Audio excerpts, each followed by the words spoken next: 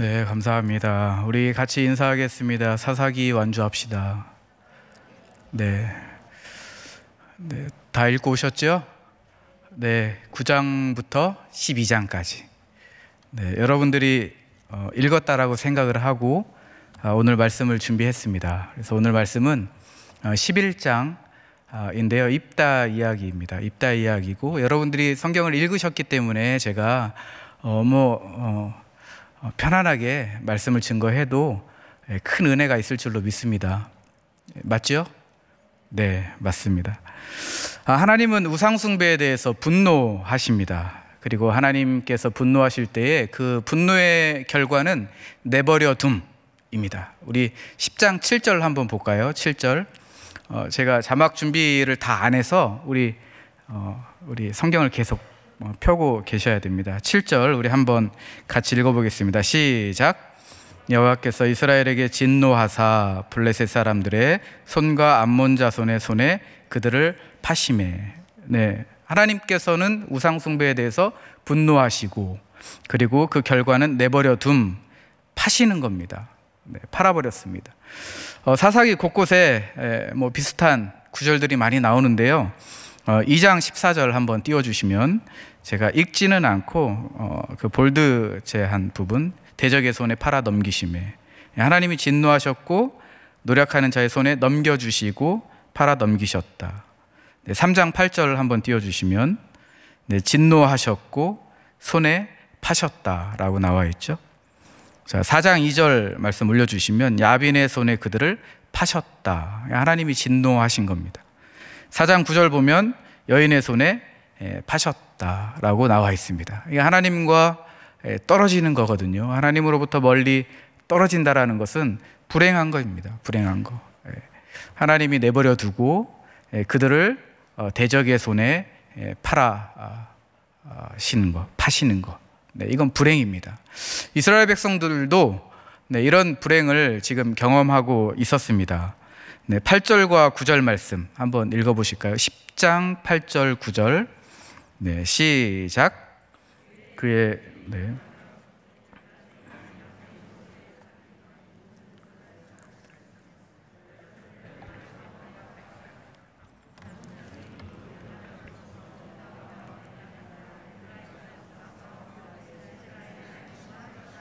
하나님으로부터 멀어졌고, 하나님으로부터 손을 떠났을 때에 어떠한 그 불행이 있냐면, 대적들로부터 이리저리 치입니다. 치이고 학대당하고 그들의 살이 뜯기고 또 뼈가 조각조각 나서 으스러지는 그런 고통 가운데 있습니다.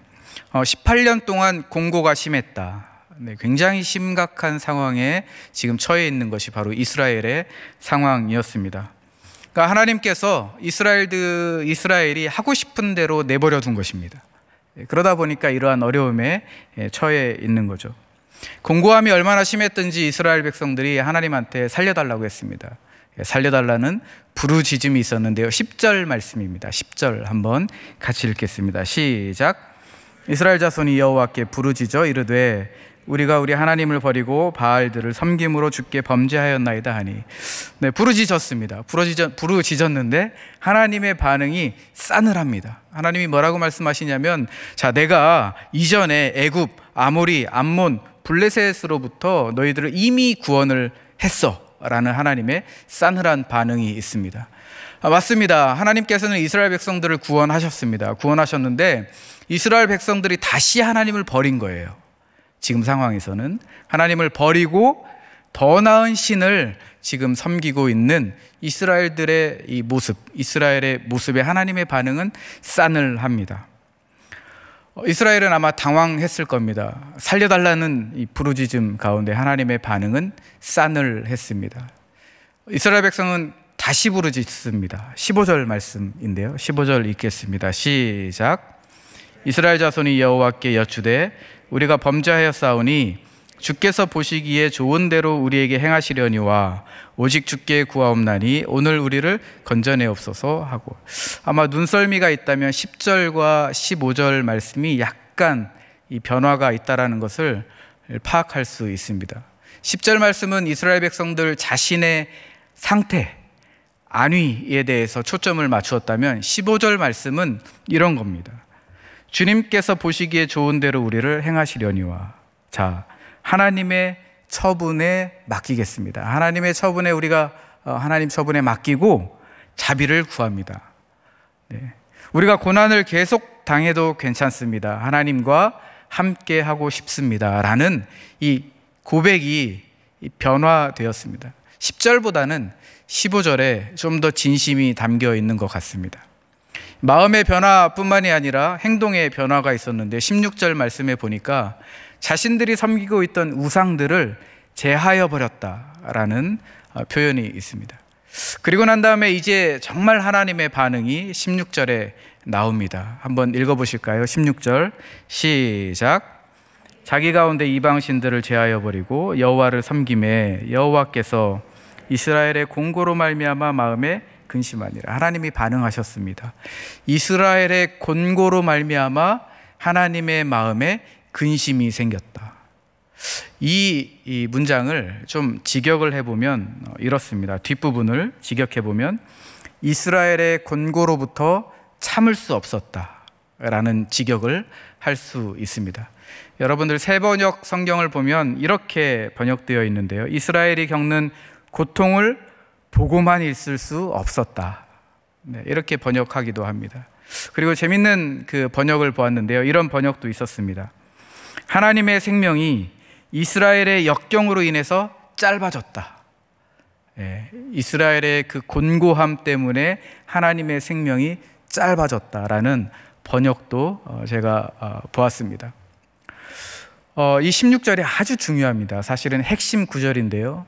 이스라엘을 이끄는 하나님의 이 마음, 자비와 긍휼과 그 은혜, 이 16절이 사실은 이 사사의 모든 시대 이 사사들을 이끄는 중심축이 됩니다. 저는 입다의 이야기뿐만이 아니라 이 사사의 이야기, 그리고 구약과 신약의 이야기, 이 성경의 모든 이야기의 가장 중심이 되는 하나님의 마음이라고 저는 생각을 합니다. 하나님의 이 마음 가운데 사람들을 향한, 사람들이 힘들어하는, 우리 아까 찬양처럼 괴로움 가운데 있는, 염려 가운데 있는 이 사람을 보고 하나님의 그 마음에 근심이 있는 거죠. 긍휼함이 있고 자비함이 있는 거죠. 참을 수 없는 마음이 있는 거죠. 저 사람들 보니까 견딜 수 없는 마음이 있는 것입니다. 내 생명이 짧아지는 듯한 그 마음이 바로 하나님의 마음이었고, 그 마음 때문에 이스라엘 백성들이 그렇게 이런 우상 숭배하고 하나님을 찾고 또 우상 숭배하고 하나님을 찾고, 이러한 반복 가운데에서도 하나님이 끝까지 그들을 보호하시는 거라고 저는 믿습니다. 그래서 여러분들에게 좀 축복을 하고 싶은데요, 여러분들의 인생이 이 16절에 매여 있기를 주님의 이름으로 축복합니다. 하나님과 멀어지는 것은 참 비참합니다. 네, 하나님 손에 멀어지는 것, 내버려 두는 것, 하나님이 내버려 두는 것, 이건 참 공고한 상황에 이르게 됩니다. 그러는 가운데 우리가 부르짖을 때에 하나님께서 참을 수 없는, 견딜 수 없는 긍휼함과 자비가 있다라는 사실도 우리가 꼭 기억해야 될 줄로 믿습니다. 이제 11장을 좀 다루려고 하는데요, 사실 오늘 11장 전체를 제가 묵상을 하면서 5개의 플롯을 좀 구성해 보았습니다. 자, 첫 번째는 선택입니다. 선택. 네, 첫 번째는 선택인데요, 1절 말씀을 한번 같이 읽어보겠습니다. 1절, 11장 1절입니다. 시작.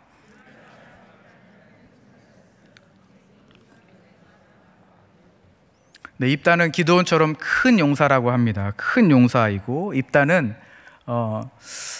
홀대를 받았는데요, 아비멜렉, 그러니까 기드온과 그의 첩에서 낳은 이 아비멜렉보다 더 큰 심한 홀대를 받았던 사람이 바로 입다였습니다. 이제 사회적인 차별과 따돌림을 당했던 사람이죠. 성경에 보니까 입다의 어머니가 기생이다라고 나와 있습니다. 이 기생이라 하는 이 원문의 이 뜻은 그저 뭐 노래를 부르고 춤을 추고 악기를 활용해서 흥을 돋구는 게 아니라 몸을 파는 매춘부였다라는 것입니다. 그러니까 길르앗이 성적 욕구를 해결하면서 낳은 자식이 바로 입다였다. 그러니까 입다의 상황을 우리가 어떤 상황인지 잘 이해할 수 있을 것입니다. 그런데 입다가 광야에 있을 때 건달들이 몰려들었습니다. 건달들이 몰려들고 건달들과 함께 모여들면서 지하 세계의 우두머리가 바로 입다였다라고 합니다. 그런데 참 놀라운 건 무엇이냐면 이러한 입다를 하나님이 선택하셨다라는 거예요. 네, 이러한 입다를 하나님이 선택해서 이스라엘의 머리로 세우셨다라는 것이 참 놀라운 이야기입니다. 이 이야기를 보면, 이 선택의 과정을 보면 어떤 사람들에게는 위로가 되고 격려가 되기도 하고 희망을 갖기도 합니다. 그러나 저 같은 모범생들은 굉장히 상식적으로 이해되지 않는 불편한 이야기가 바로 하나님이 입다를 선택했다라는 것입니다. 사실은 반대쪽에 제가 있었던 것 같습니다. 네. 어쨌든 하나님의 그 선택 기준, 여러분들 보면 우리의 판단과는 좀 다른 것 같아요. 하나님의 이 선택이라고 볼 때 우리가 참 상식적이지 않을 부분들, 그리고 이해가 되지 않는 부분들이 참 많이 있다라는 것을 우리가 성경에서 볼 수 있는데, 그러나 하나님이 쓰시겠다라고 말씀하시면 하나님이 쓰셨습니다. 우리가 라합 이야기도 마찬가지 아니겠습니까? 하나님이 쓰신다라고 하면 하나님이 쓰시는 거예요. 네. 라합뿐만이 아니라 다말의 아들 베레스를 한번 보십시오. 야곱의 넷째 아들 유다로부터 예수님이 이 계보가 이어지지 않습니까? 그런데 유다의 그 아내로부터 나온 것이 아니라 유다가 천하게 생각했던 그 다말의 자녀를 통해서 예수님의 혈통 가문이 이어지는 것입니다. 우리가 이런 것들을 어떻게 상상할 수 있었겠습니까? 그러나 하나님이 선택하시고 쓰시겠다라고 하면, 하나님이 도구로 사용하시겠다라고 하면 우리는 쓰임받는 것입니다. 그것이 바로 입다의 이야기에 있어서 첫 번째 플롯, 하나님의 선택입니다.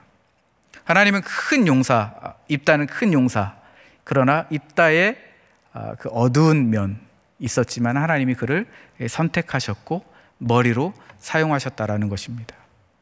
두 번째 플롯은 무엇이냐면 동행입니다. 동행. 저는 두 번째 플롯을 동행이라고 지어봤습니다. 이제 입다는 길르앗에 진치고 있는 암몬을 만나야 되는데요, 암몬과 전쟁을 바로 하지 않습니다. 평화적인 해법을 찾았습니다.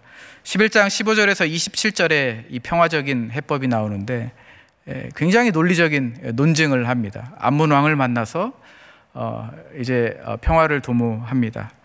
팀 켈러 목사님은 세 가지 논증 방식이 있었다라고 이야기합니다. 저는 이 입다의 논증 방식을 보면서 어떻게 지하 세계에 있었던 사람이 이렇게 논리적일 수 있을까? 네, 논리적인 증명을 할 수 있을까라는 생각을 하게 되었습니다. 세 가지 논증 방식인데요, 첫 번째는 역사적 논증입니다. 그러니까 무엇이냐면 우리가 시온을 쳐서 전쟁에 승리해서 정당하게 그 권리를 가졌다라는 역사적 근거를 가지고 암몬 왕을 설득하는 것입니다. 그것이 15절부터 22절에 나와 있습니다. 입다는 참 그 외교에 탁월했던 것 같아요. 달변가였던 것 같습니다. 신학적 논증을 하는데 어떻게 논증을 하냐면 암몬 사람들은 이런 세계관이 있었습니다. 자신들이 살고 있는 이 땅은 자신들이 섬기는 신으로부터 받은 땅이다 라는 세계관이 있었는데요, 입다가 그걸 이용합니다. 그래서 우리가 차지하고 있는, 살아가고 있는 이 땅은 하나님께서 우리와 함께 하셔서 우리가 전쟁에서 승리하여서 얻은 하나님이 주신 땅이다 라는 논증 방식을 채택합니다. 이것도 참 우리가 놀라운 참 이야기로 우리가 한번 읽어볼 수 있을 것 같습니다. 그리고 이제 세 번째는 법적 선례입니다. 입다가 어떻게 이야기하냐면 25절, 26절, 27절에 보니까 과거의 모압 땅도 우리가 살고 있는 이 땅에 대한 권리에 도전하지 않았다. 그러니까 선례에 법적으로 이 왕들도 우리에게 그 권리를 도전하지 않았다라는 이 논증 방식으로 암몬 왕을 설득합니다. 참 탁월한 외교가인 것 같습니다, 입다는. 그리고 협상가인 것 같습니다. 참 말을 잘하는 것 같아요. 그런데 결과를 보니까 외교 참사, 네, 외교적으로 참 굴욕이 있습니다. 암몬 왕이 설득되지 않습니다. 이런 탁월한 달변가였지만 암몬 왕이 넘어가지 않습니다. 그런데 중요한 사실은 무엇이냐면 29절 말씀입니다. 네, 29절 말씀에 뭐라고 나와 있냐면 여호와의 영이 입다에게 임했다라고 나와 있습니다. 네, 중요한 건 무엇이냐면 입다가 달변가였고 협상가였고 탁월한 논리를 가지고 증명을 했던 그런 설득가로서 나아간 것이 아니라, 물론 그렇게 나아갔지만 중요한 건 입다의 머리 위에 여호와의 영이 임했다라는 29절 이 앞절 말씀이 굉장히 중요합니다. 여러분, 우리가 그 이전 사사기 이전 이야기를 보면 운니엘과 기드온 이야기를 한번 상기시켜 보면 이 사사들이 전쟁에 나아갈 때 여호와의 영에 힘입어서 나아갔습니다. 여호와의 영으로 인하여서 그 전쟁에 승리하였죠. 그리고 이스라엘을 구원하게 되었습니다. 입다도 마찬가지로 유사한 결과를 우리가 기대할 수 있습니다. 입다에게 여호와의 영이 임했다라는 것이 무엇입니까? 전쟁이 여호와께 있다라는 것이죠. 네. 이 전쟁을 여호와께서 승인했다라는 것입니다.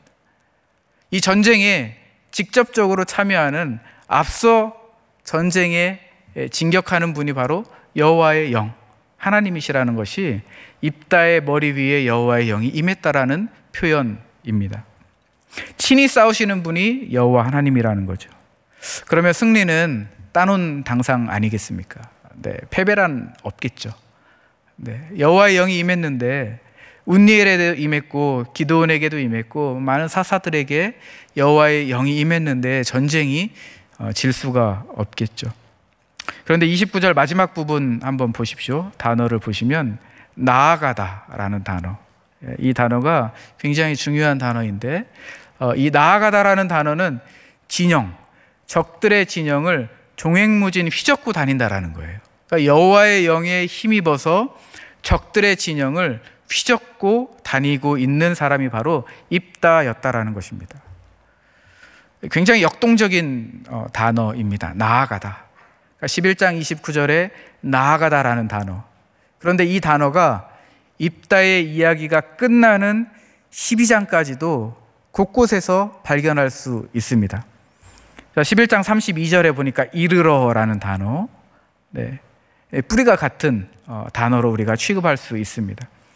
그리고 12장 1절에 보니까 가서라는 단어, 이 단어도 마찬가지입니다.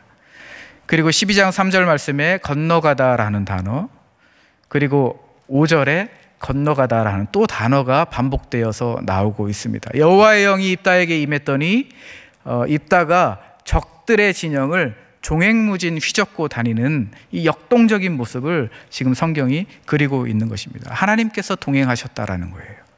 하나님이 동행하셨다. 이것이 두 번째 플롯의 이야기입니다. 자, 그러면 세 번째 플롯인데요. 세 번째는 열심입니다. 열심. 네. 이제는 여호와 영이 임한 입다의 이야기 바로 다음에 입다의 이상한 행동을 우리가 볼 수가 있는데요. 그것이 바로 서원하는 것입니다. 하나님한테 맹세를 합니다. 서원하는데요. 우리가 서원하면 긍정적으로 생각을 합니다. 왜냐하면 우리가 한나의 예가 있지 않습니까? 서원한 한나의 예, 굉장히 긍정적이에요. 그런데 저는 입다가 참 이상한 서원을 했다라고 생각을 합니다. 참 부정적입니다. 사실 제가 성경 해석을 탁월하게 하기 때문에 부정적이다라고 말씀드리는 건 아니고, 저도 여러 학자들의 이야기를 살펴본 결과 입다의 서원은 부정적이다라고 저는 이야기를 하고 시작하려고 합니다. 왜냐하면 여호와의 영이 임했어요. 여호와의 영이 임했다라는 것은 전쟁이 여호와께 있었고 여호와께서 친히 싸우고 계시고, 그리고 이 전쟁의 결과는 보나마나 승리가 뻔한데, 지금 입다가 서원하는 이 모습을 보면 협상가의 입다의 모습으로 보입니다. 우리 30절과 31절을 한번 읽어보실까요? 서원하는 내용이거든요. 30절 31절 시작.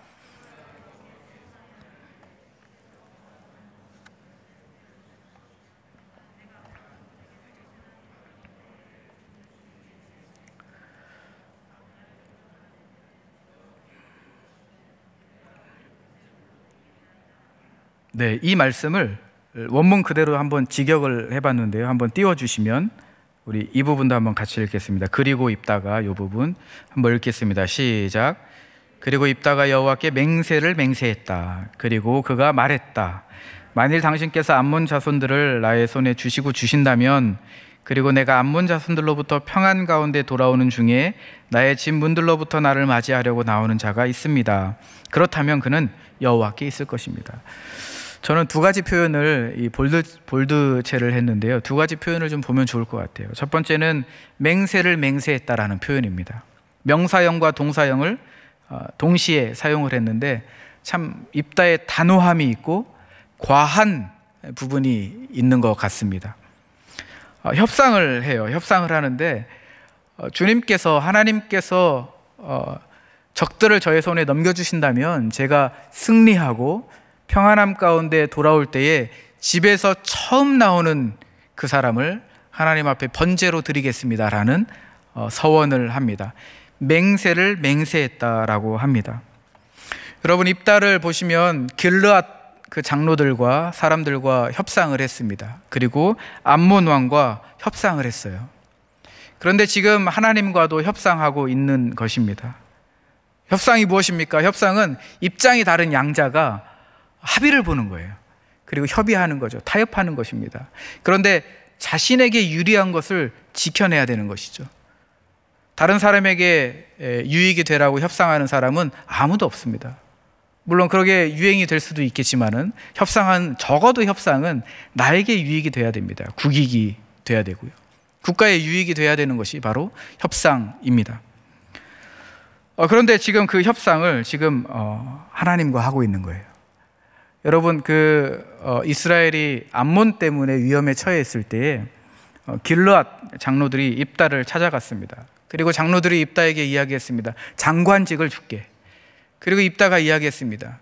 머리 주는 게 어때? 결과적으로 장관과 머리를 얻게 되었습니다. 그리고 난 다음에 이제는 암몬 왕과 협상을 하죠. 물론 외교 참사입니다. 설득되지 않았습니다.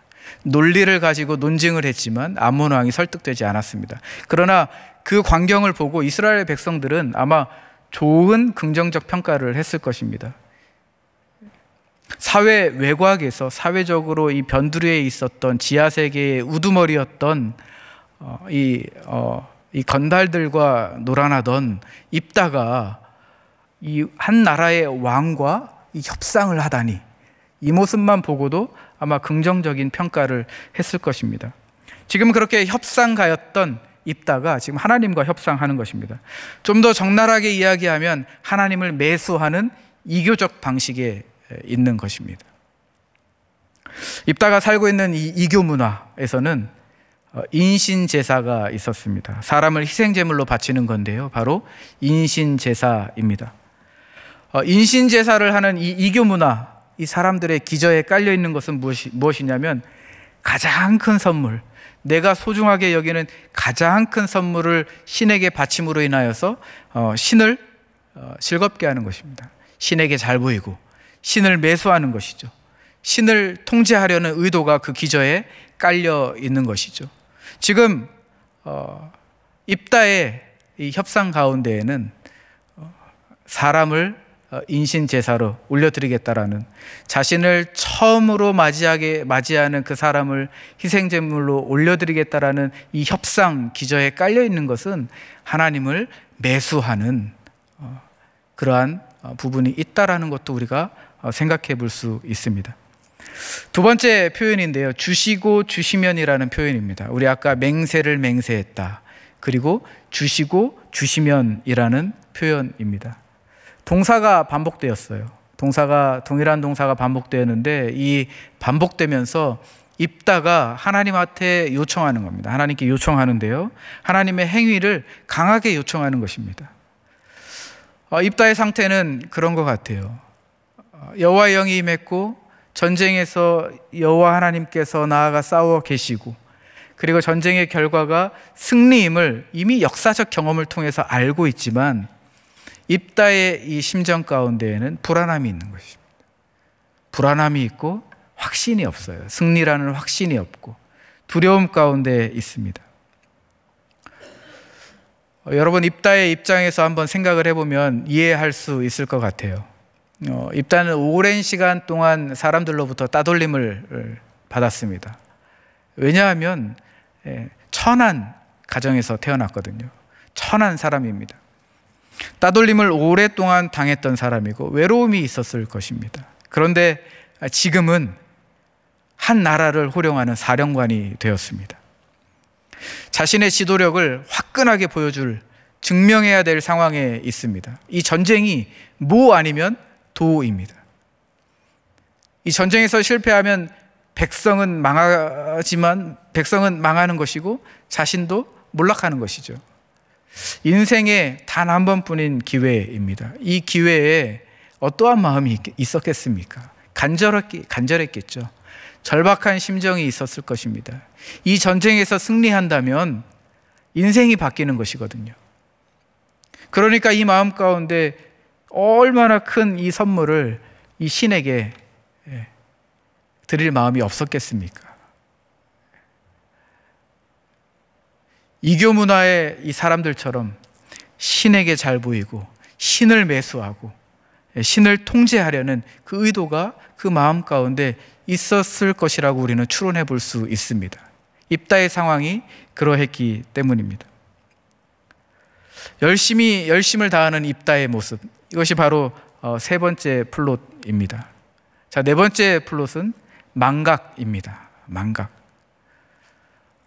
신명기 사가의 입장에서 보면 입다는 정체성의 혼란을 겪고 있는 것 같아요. 다시 말하자면 하나님의 백성으로 온전한 정체성을 가지고 있어야 되는데 혼합된 정체성을 가지고 있는 것 같습니다. 우리 신명기 4장 29절 한번 띄워주시면 읽어보겠습니다. 시작. 그러나 내가 거기서 내 하나님 여호와를 찾게 되리니 만일 마음을 다하고 뜻을 다하여 그를 찾으면 만나리라. 여기에서 거기는 하나님께서 약속하신 가나안 땅입니다. 이 가나안 땅에서 오로지 야훼만을 예배해야 되는 것이 바로 하나님의 백성의 정체성입니다. 그런데 이방인들과 함께 살면서 인신제사를 배웠어요. 인신제사는 신명기에서 부정적으로 평가합니다. 하나님께서 뭐라고 말씀하시냐면 가증한 것, 가증한 행위가 바로 인신제사다라고 이야기합니다. 암몬 사람들이 섬기던 신의 이름이 몰렉입니다. 몰렉인데요, 인신제사를 받는 신이 바로 몰렉입니다. 암몬 사람들은 사람을 희생제물로 바치는 그것이 자연스러운 행위였습니다. 고대 근동에서의 문화에서 이렇게 인신제사라는 것은 민족적인 비상사태, 이 민족적인 비상사태를 극복하기 위해서 사람을 희생제물로 올려드리는 이런 문화가 있었습니다. 현재 이 유물들이 북아프리카에 남아있다라고 해요. 북아프리카에 남아있었고, 그리고 현재 이 시리아, 레바논, 그리고 이스라엘의 이 북쪽 이 지역에 있는 페니키아로부터 이 유물들이 유입됐다라고 이야기합니다. 흥미로운 것은 무엇이냐면 암몬 사람들이 살고 있었던 그 영토의 성전에서 유물들이 발견되었다라는 거예요. 그러니까 무엇이냐면 이스라엘 근접해 있던 이 나라들, 고대 근동의 이 나라들의 인신제사의 문화가 이스라엘 안으로 유입됐다라는 것입니다. 이게 혼합된 예배를 드리고 있었던 거예요. 그런데 이 혼합된 예배가 사사기 시대에만 드려졌던 것은 아니고 구약 성경을 보면 이러한 모습들이 곳곳에서 발견됩니다.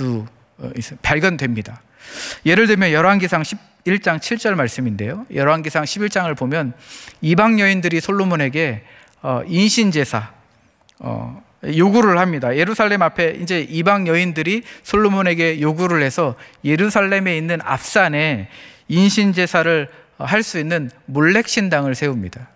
그것이 열왕기 사사기를 넘어서 열왕기 상에 나타납니다.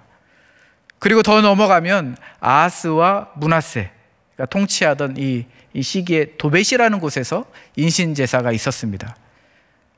그리고 이제 요시야 왕이 통치를 할 때에 이 인신제사 이것들을 다 회파했습니다. 그리고 난 다음에 여호와 힘이 다시 통치할 때에 이 인신제사가 부활했습니다. 그리고 좀 더 성경을 뒤쪽으로 넘어가면 에스겔 20장인데요. 에스겔 20장 25절 26절의 말씀을 보면 주전 586년 예루살렘이 멸망하는 그때까지도 인신제사가 성행했다라는 부분이 나와 있습니다. 그러니까 이스라엘 이 나라의 주변 가운데 인신제사가 성행했는데 이러한 문화가 유입된 것입니다. 유입돼서 이제 나도 모르게 예배를 드리는데 이러한 혼합된 예배를 드리고 있는 거예요. 내가 열심으로 예배드리고 정말 하나님 생각으로 하나님만 바라보면서 예배를 드리고 제사를 드리는데 나도 모르게 이 문화에 젖어 있는 것입니다. 이교 문화에 젖어 있고 이방 문화에 젖어 있고 하나님이 가증하게 여기는 이 행위가 나도 모르게 나오는 것이죠. 이게 망각입니다. 정체성을 지금 망각하고 있는 거죠. 자, 마지막 5번째 플롯입니다. 5번째는 딜레마입니다. 딜레마. 입다는 열심을 다했어요. 하나님으로부터 선택받았고 하나님과 동행했고 하나님의 영이 그와 동행했고 그리고 열심을 다했습니다. 네, 맹세를 합니다. 열심이거든요. 열심을 하다 보니까 자신도 모르게 이 혼합된 예배를 드리고 있었습니다.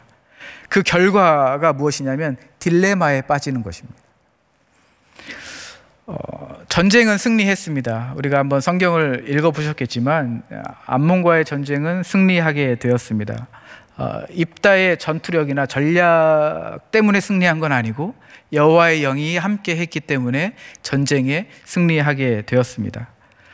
그리고 우리가 아까 중심축이라고 했던 10장 16절 말씀에 하나님의 그 마음, 이스라엘을 바라보시는 하나님의 긍휼과 자비가 있었기 때문에 전쟁에 승리하게 되었습니다.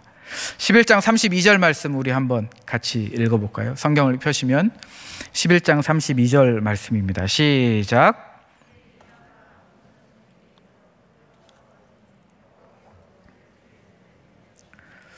네, 제가 서두에 하나님을 정말 분노하게 하면 그 결과가 하나님이 내버려 둠 그리고 넘겨줌이라고 말씀드렸는데 여기에 보니까 여호와께서 그들을 그의 손에 넘겨주셨다. 좀 대조적이죠. 예, 지금 반대의 상황이 지금 11장 32절 말씀에 있습니다. 입다는 승리했습니다. 전쟁에 승리하고 기쁨을 가지고 평안함으로 집에 돌아왔습니다. 그리고 이제 집에 가니까 자신을 제일 먼저 맞이해 주는 사람이 바로 외동딸이었습니다. 얼마나 슬펐겠습니까? 그 슬픔의 표현이 35절에 보니까 옷을 찢었다라는 표현이 나옵니다. 그러니까 히브리인들은 큰 슬픔을 당했을 때 옷을 찢었습니다. 예를 들면 구덩이에 들어가 있었던 요셉이 없어진 걸 보고 르우벤이 옷을 찢었습니다. 큰 슬픔 가운데 있었죠. 그리고 요셉이 죽었다라는 소식을 듣고 야곱이 옷을 찢었습니다. 아버지의 그 슬픔과 절망이 옷을 찢었다라는 표현으로 독자들에게 소개되었습니다. 입다도 마찬가지입니다. 자신을 맞이하러 나온 자신의 외동딸을 보고 큰 슬픔 가운데 옷을 찢는 슬픔 가운데 있었던 거죠. 이제 여기서 고민이 생기는 것입니다. 서원을 했는데 맹세를 했는데 이 맹세를 지켜야 하느냐 서원에 더디해야 되느냐 혹은 지키지 말아야 되느냐 모른 척 해야 되느냐라는 딜레마에 빠지게 됩니다. 성경을 보면 서원 갚기를 더디하지 말라라는 말씀이 있습니다.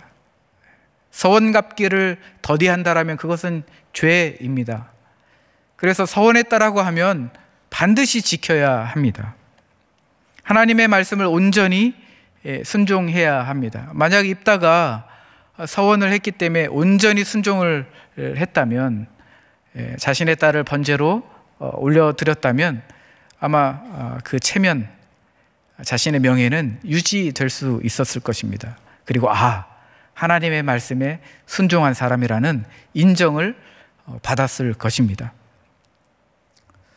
그리고 이제 당시 문화만 봐도 자녀의 생사 여탈권은 아버지에게 있었습니다. 그러니까 아버지가 나가 죽어 표현하자면 이렇게 해서 번제물로 드려도 사실은 그 문화 안에서는 정당성을 확보할 수 있습니다. 그러나 생명을 소중히 여기지 않은 또 다른 부류의 죄를 짓게 되는 이 딜레마에 빠지게 되는 거죠.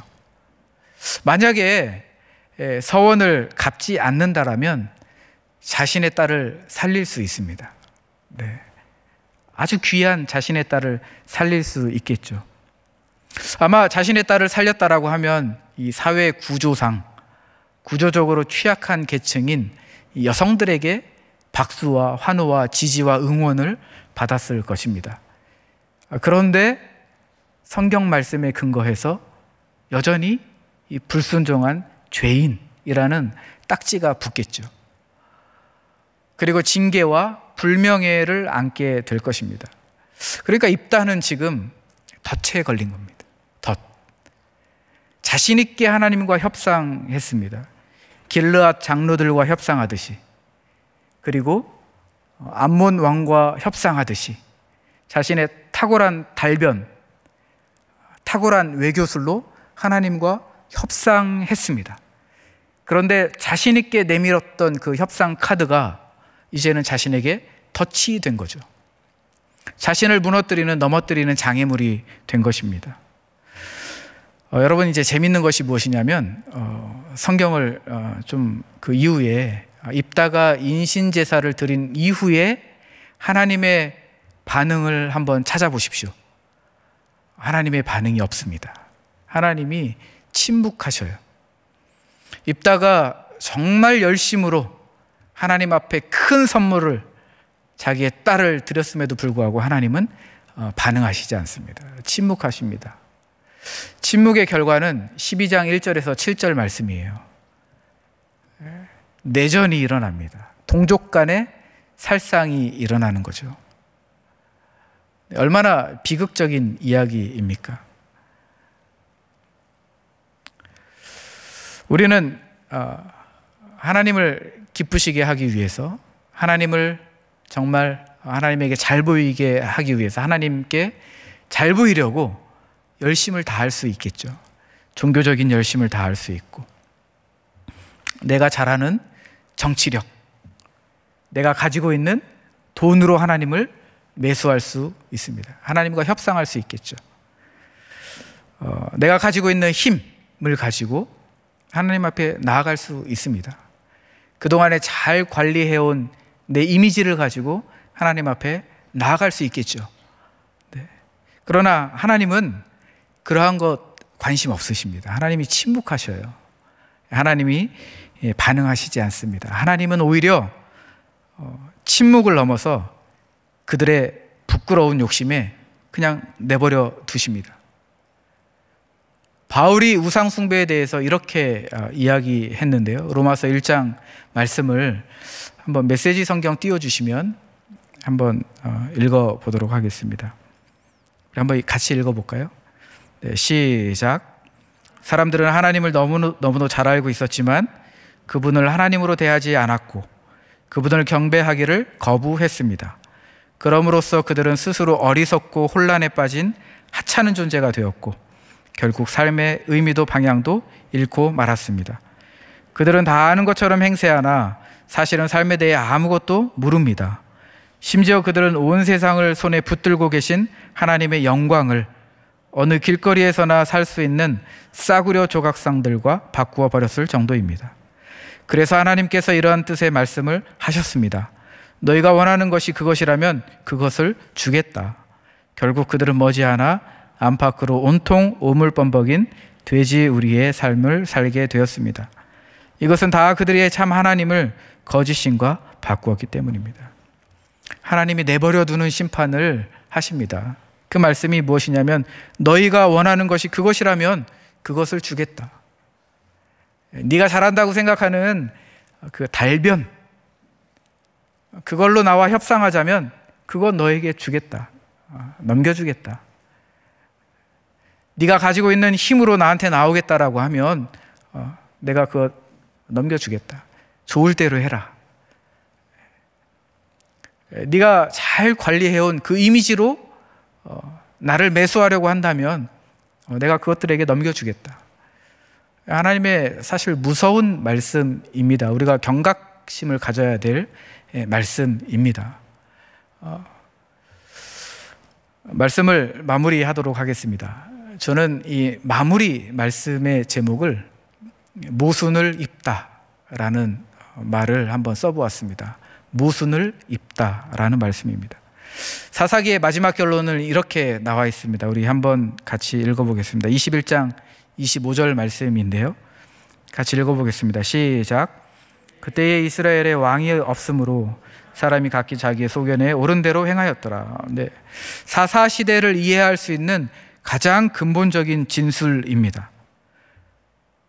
진정한 통치자가 없는 이스라엘에서는 모두가 왕이었습니다. 내가 생각하는 것이 곧 하나님이 생각하는 것이라고 생각했습니다. 나의 욕망이 신앙의 이름으로 미화되었습니다. 열심을 다하죠. 열심을 다하지만 그 열심이 하나님의 열심은 아니었습니다. 사사시대의 모든 비극은 그 뿌리가 여기로부터 시작합니다. 히브리서 저자는 12장을 보니까 입다를 믿음의 사람이다 라고 규정을 합니다. 저는 이해가 되지 않았습니다. 왜 입다가 믿음의 사람일까? 이렇게 모순덩어리인데 역사적 경험을 통해서 하나님의 전쟁을 들어왔을 테고 근거리에서 보았을 텐데 왜 이러한 모순점을 가지고 있는 입다가 왜 믿음의 사람일까? 왜 이교의 이 문화의 이 예배를 드렸던 입다가 왜 믿음의 사람일까라는 생각을 했습니다. 여호와의 영이 입다의 머리 위에 임했음에도 불구하고 여전히 성령의 충만함 가운데 의심과 불안함과 두려움 가운데 있는 입다가 왜 믿음의 사람이었을까라는 묵상을 하게 되었고 일주일 내내 고민을 하게 되었습니다. 제가 이 고민이 계속 풀리지 않아서 저희 사무실에 있는 우리 교육자분들에게 거의 매일같이 물어보았습니다. 괴롭혔죠. 어떻게 생각하냐? 답 좀 주라. 제발 답 좀 주세요. 사실 지금까지 풀리지 않습니다. 풀리지 않은 채로 이 자리에 섰습니다. 그리고 저는 여러분들에게 이러한 말씀으로 마무리하고 싶습니다. 우리는 믿음의 사람입니다. 맞죠? 우리는 믿음의 사람입니다. 네, 예수 그리스도를 믿는 믿음의 사람입니다. 동시에 우리는 모순을 입고 있습니다. 인정합니다. 그러나 하나님의 영이 우리와 함께 하십니다. 그분과 함께 우리는 영적인 전쟁터에 있습니다. 전쟁은 주님의 것입니다. 그러므로 승리는 보장되어 있습니다. 하나님의 자비와 긍휼, 하나님의 자비와 긍휼, 하나님의 그 근심이 그분의 진리와 사랑 가운데에서 모순을 입은 우리의 믿음을 지켜주시고 보호해 주시기를 주님의 이름으로 축복합니다. 우리 이 시간에 함께 기도하기를 원합니다. 기도할 때에 우리 한번 인정했으면 좋겠어요. 우리가 성령의 충만함 가운데 인도하심 가운데 우리가 일상을 살아가지만 우리 안에 얼마나 많은 이 모순점들이 있습니까? 네, 열심을 다하지만 왜곡된 열심들이 얼마나 많이 있습니까? 담임 목사님의 표현으로 보면 얼마나 잘못된 진심이 있습니까? 네. 우리가 이 가운데에서도 여호와 하나님의 그 영과 함께 살아가는 우리 아니겠습니까? 네. 그래서 우리가 10장 16절의 말씀, 네. 우리를 보시고 정말 참을 수 없는, 견딜 수 없는 근심을 하고 계시는 하나님의 그 마음, 하나님의 긍휼하심과 자비가 우리 안에 평생 동안 주님 오시는 그날까지 우리와 함께 하기를 우리가 이 시간에 같이 기도했으면 좋겠습니다. 시간에 함께 한 목소리로 기도하겠습니다. 하나님 아버지 감사합니다. 하나님 이 시간에 우리에게 주신 이 말씀